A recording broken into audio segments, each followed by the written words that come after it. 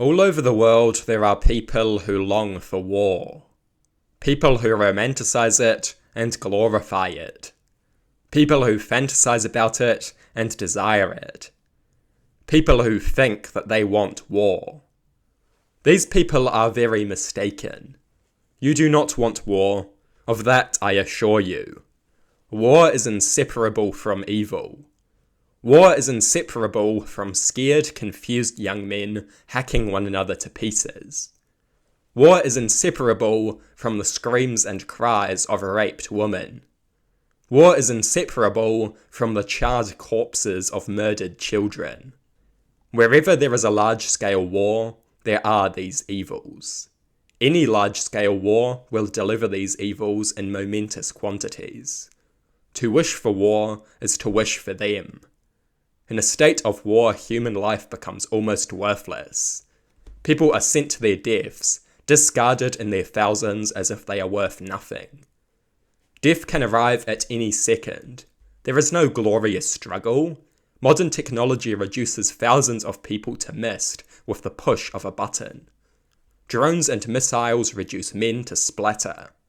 There is no grand struggle, often they don't even see it coming. This is not some great awesome struggle. It is mass slaughter on a never-before-seen scale. That is what the next great war will be. More efficient killing than has ever been seen. A more effective meat grinder than has ever been seen. Sometimes war is a necessary evil, but war is always evil. In order for war to be a necessary evil, the alternative must be nothing short of horrific. For those who are not directly involved in conflict, war will deliver less exciting, but still devastating results. Major shortages of resources, economic devastation. People like to picture honourable, heroic war deaths, and they do occur. But so too do countless deaths occur from less exciting causes. Resource shortages, economic collapse, death by famine and disease, death by infection. War always brings these things. Valuable resources are destroyed. Lives are crushed. These things have been said before, but that makes them no less true. Only a fool ignores a lesson simply because he has heard it so many times that it now amounts to little more than background noise. War is the normalization of cruelty and brutality. War is the undermining of respect for sentience. War is the corrosion of empathy and compassion. War is desensitization to violence and depravity. War is the enemy of one who can suffer. You do not want war. No rational person wants war. War is a terrible thing, undoubtedly more terrible than we who have not seen it can imagine. Some romanticize it and glorify it. Yet there is nothing romantic or glorious about the things that happen in every large-scale war.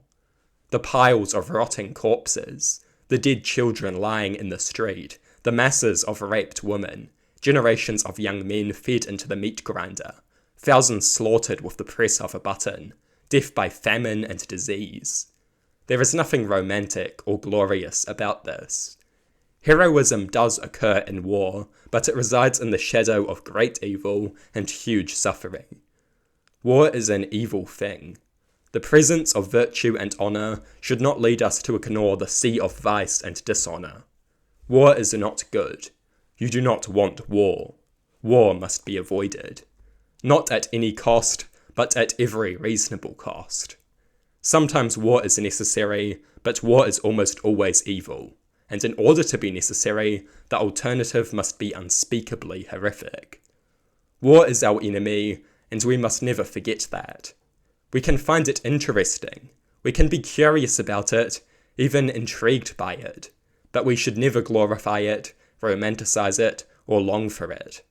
To do such a thing is to glorify, romanticize, and long for evil. It is a great mistake, but sadly not an uncommon one.